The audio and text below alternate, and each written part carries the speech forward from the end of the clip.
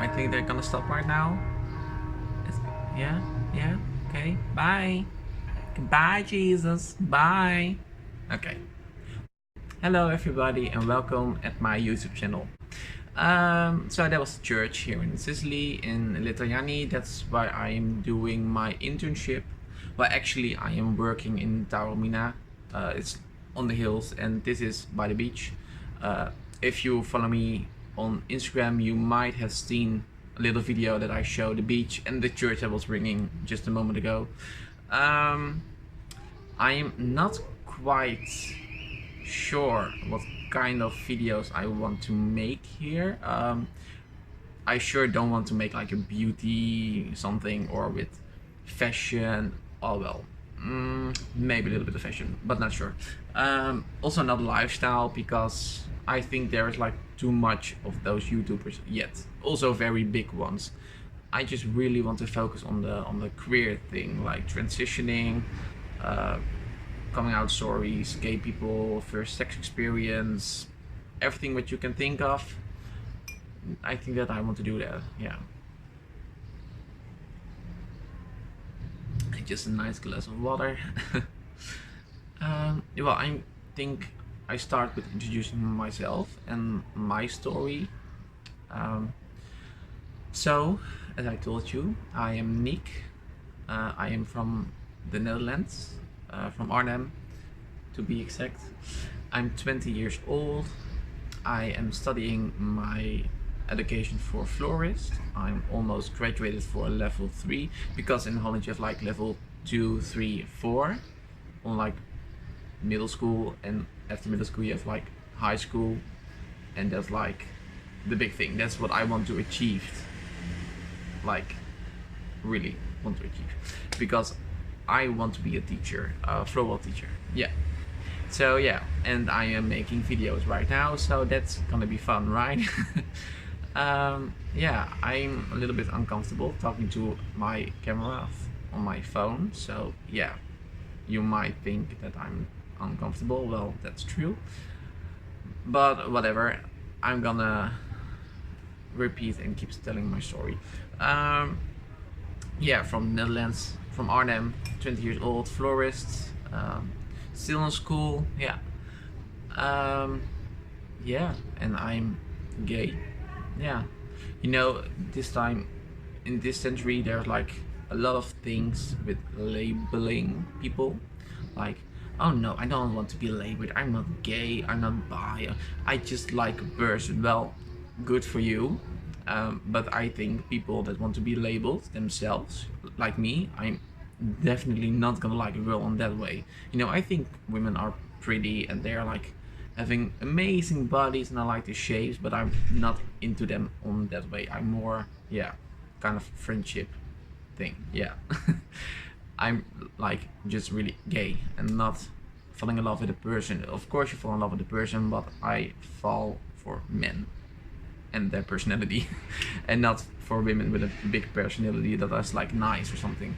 No, that's not my thing. But everybody who is like struggling or is like felt like a little bit, I don't know how to say it, but like if you feel you can say I'm gay or I'm lesbian or I'm bi or I'm, I don't know, pansexual, asexual, whatever you want.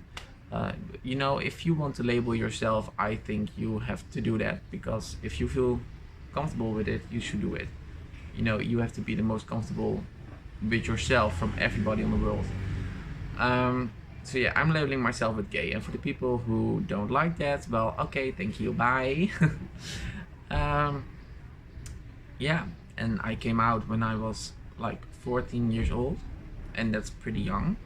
I'm already like 6 years out of the closet. Like, oh my god, how did that happen? How did that happen so fast, right? I'm getting old, you don't know. Like, this Botox really works. Work, bitch. However, I was 14 years old and I knew it from my 12th, I guess. Yeah, I had like a little crush on a boy like in my last year of like the lower school.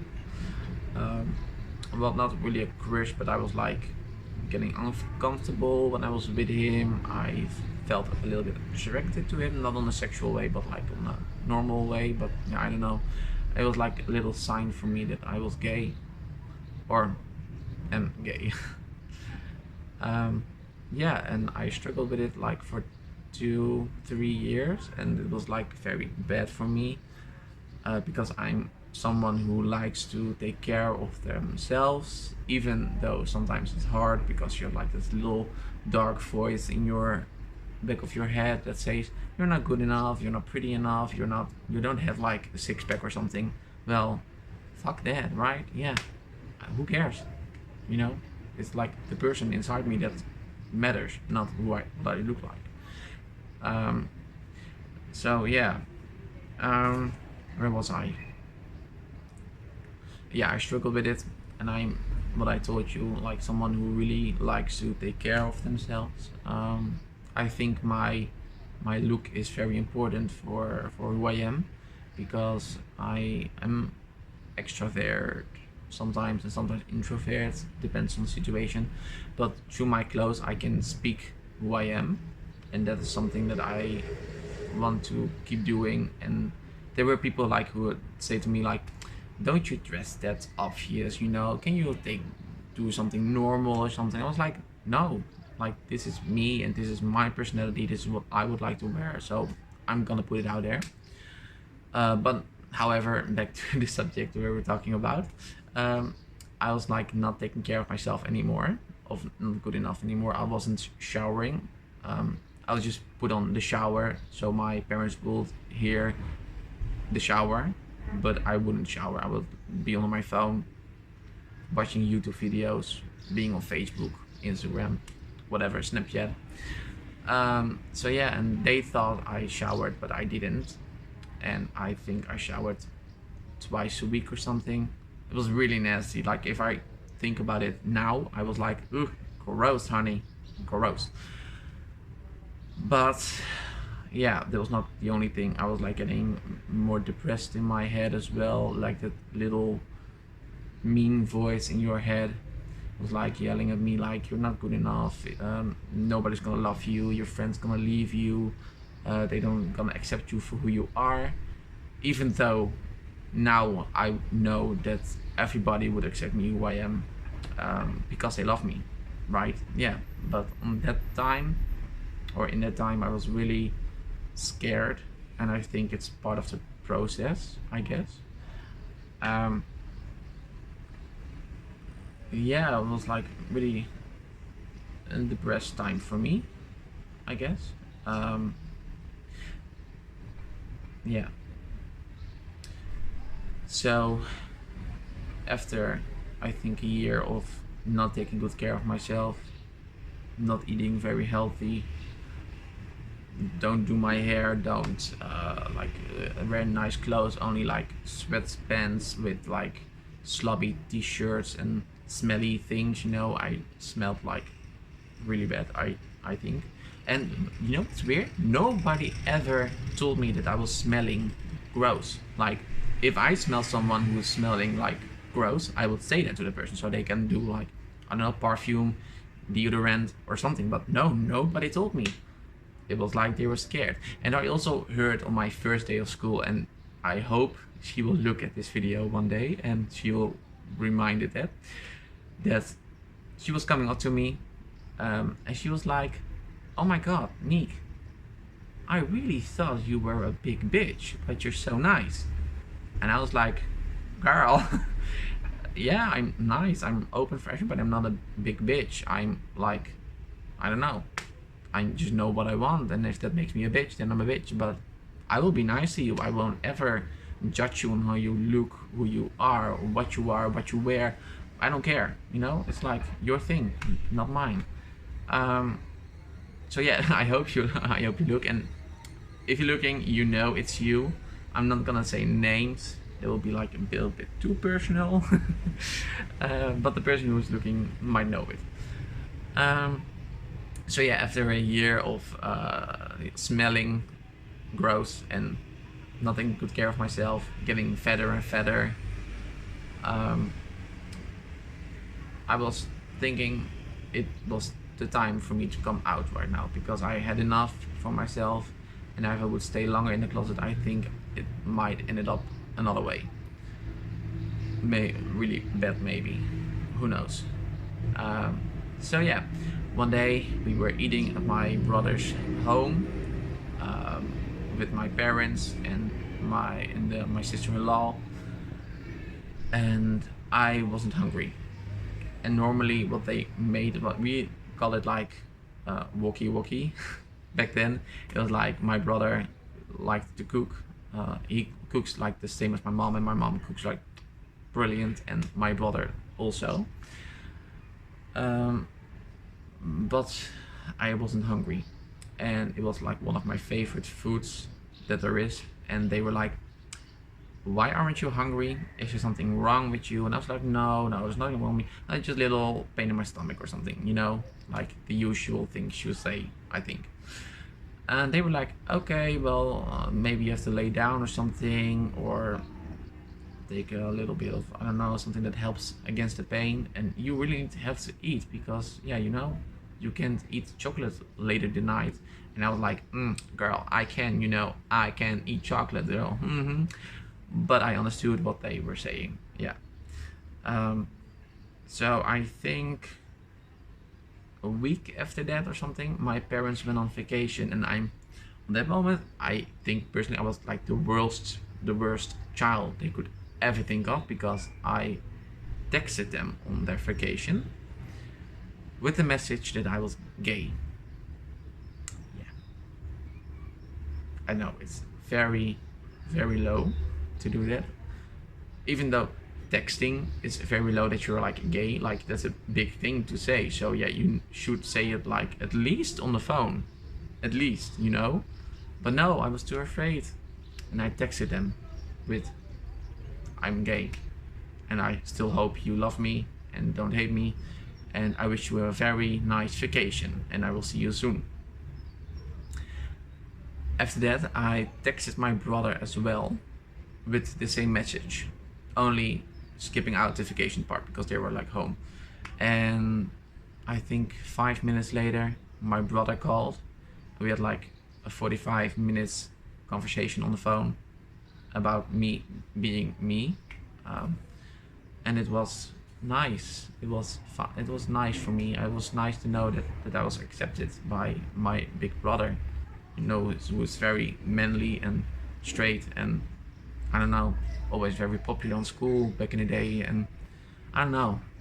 So after that I went down again, and you guess who called? Yes, my parents called, and they were like, why would you text it? You could have said it, because we are never gonna let you down, or never gonna we will accept you for who you are. And that was a very nice thing to hear, although they said it like 100 times before I came out. They were like always like, Niek, we don't care if you come home with a boy or a girl, it just be you. And I was still was afraid, because of the little voice inside my head was saying, they're gonna hate you, they're gonna hate you, they're gonna hate you. But when they said that, it was very nice. And after that, the big surprise, they said, tomorrow we are coming home and we're gonna talk with you. And I was like, fuck, no way. You are coming home from your vacation for this? For me? Talking to me, like, with my gay thing at all, and like skipping your whole vacation. They were like just, I think, 2 days away, and they still have like a week to go. So that's I feel that a little bit horrible, I think. Yeah. Now we can laugh about it, but back in the day I was like feeling very sorry for them. But yeah, they came home, and my father picked me up. My mother was already home, and we were in the car, and he said, so you're into boys now? And I was like, yeah, always been, I guess. Never been into girls, although I had girlfriends, and it was lovely, but I didn't like them though. It's more like a shield for me, like, I was getting very much bullied on school for being gay. One time there was the whole cafeteria calling at me a faggot and you're gay, you're gay, you're gay, and it was like in my first year, and that hurt me a lot.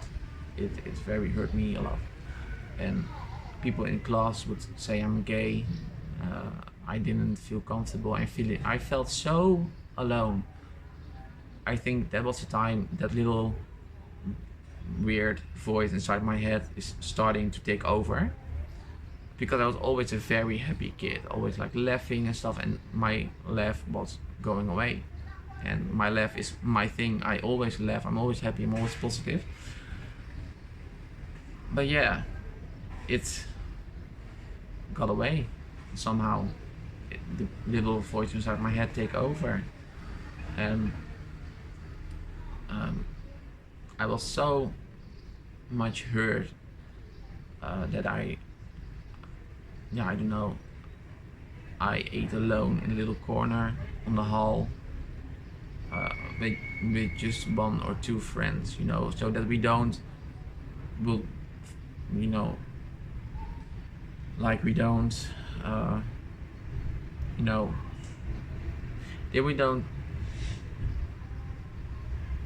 we don't take a lot of attention in the cafeteria, because everybody was calling me gay all the time, every day in, day out.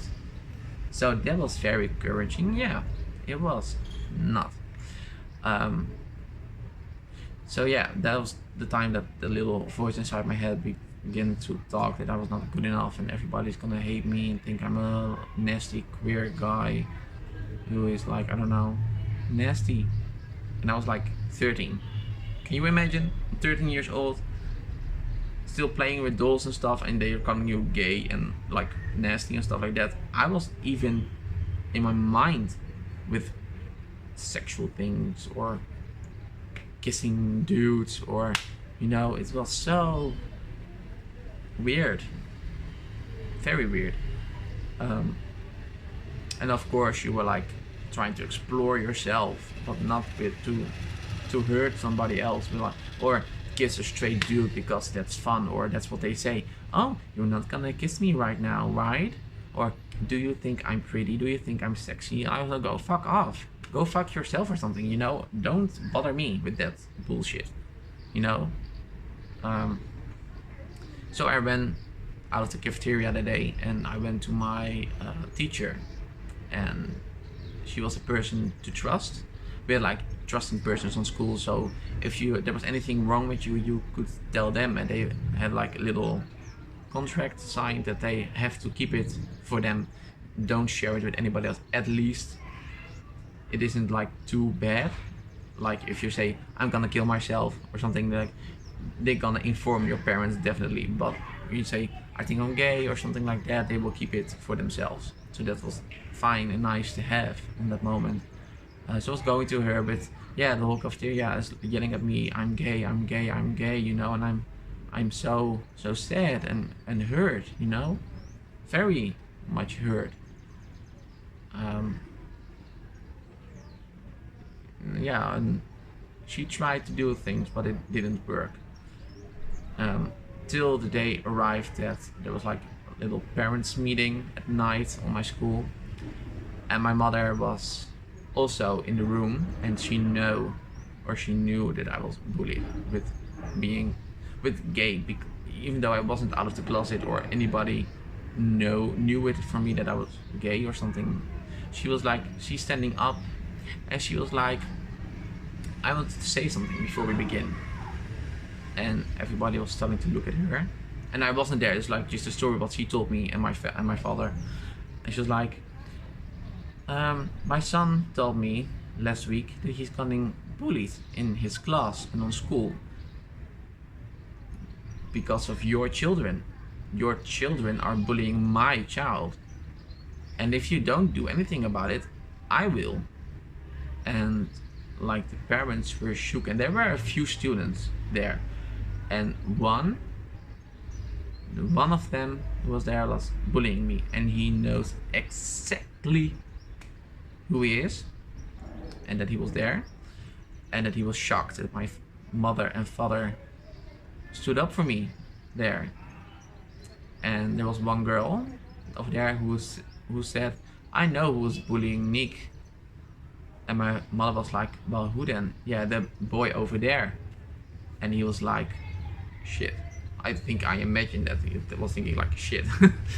And he say, I don't bully Niek. I think he's nice. But what he said to me wasn't nice at all, you know. He was bullying me, definitely. No doubt. But he said persons who was bullying me, so that was nice.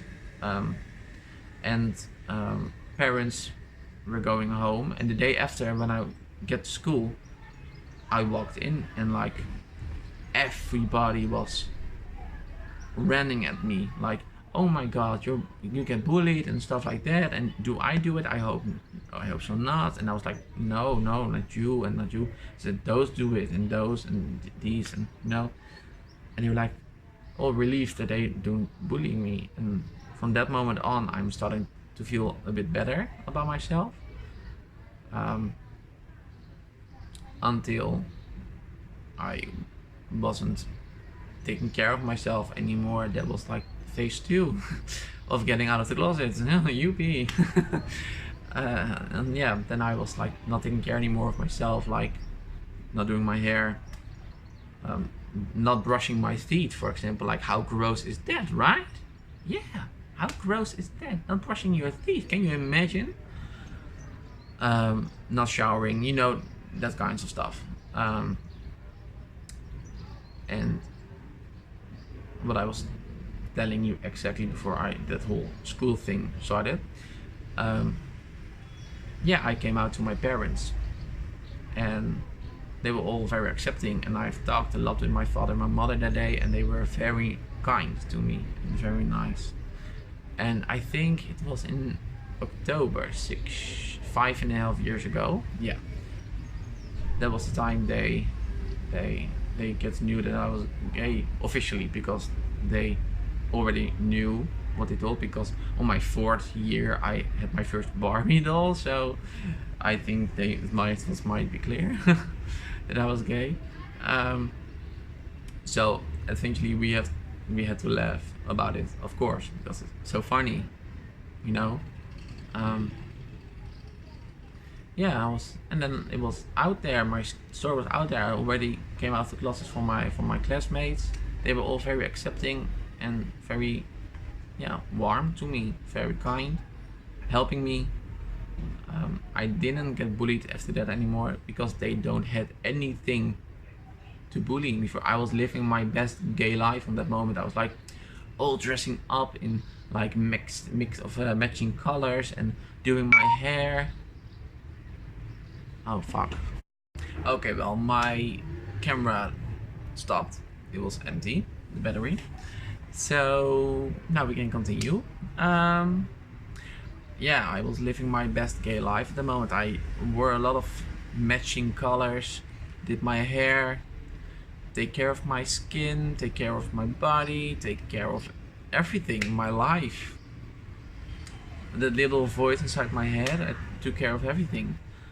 So yeah, that's basically my coming out story right now.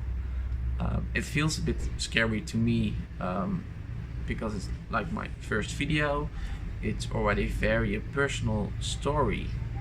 Yeah, very personal, so it kind of feels a little bit scared. But yeah, I did really like making this video right now. It feels natural to me now. I'm not feeling any uncomfortable anymore before the camera. I actually like it. So yeah, I hope this video will do well, and I will make more of them, obviously. And you know, guys, what I really want to achieve with this is to maybe help you coming out to anybody. You know, I want to share different stories from different people who had like different experiences with coming out to their parents and to their family, friends, class, sports, whatever you want to call it. I want to share it with you, because I think there are like like there are like, I don't know, not many examples or role things, role models, role stories, whatever you want to call it, you know, where you can watch. Oh my god. You know, like, not many stories or role models where you can look up to, that you like, well, I want to be like him, I want to do it like them, I want to do it like her. And there's a train passing by. Thank you very much for all the noise here. A church, a train, birds, everything. A camera that's quitting me. It's going very well on the first video already, so you have like the total package already. Yeah, but I think I'm gonna leave it with this, and I hope to make a video very soon again, maybe with a story. You can always send me a message on my Instagram account. You can follow it at LGBTQ lower stripe youth lower stripe future, like my YouTube name. And you can give it a like. You can text me over there. You can send me pictures, you can send me anything, and I try to respond to everybody who is sending me a message. I'm doing my best, and I would love to share it. I would love to make this account, this YouTube channel, like bombing for our community, you know. I want to really give people that I don't know, that help, what they need. So yeah. And if you like this video, please give a thumbs up, leave a comment in the reactions below, and make sure you sign up for my account. So yeah, that was my first ever YouTube video. Oh my god. Well, thank you a lot for watching, and I'm gonna call you all my glitter bitches. That's my family, my gay family on YouTube and Instagram. So yeah, I see you later, glitter bitches. Okay, bye.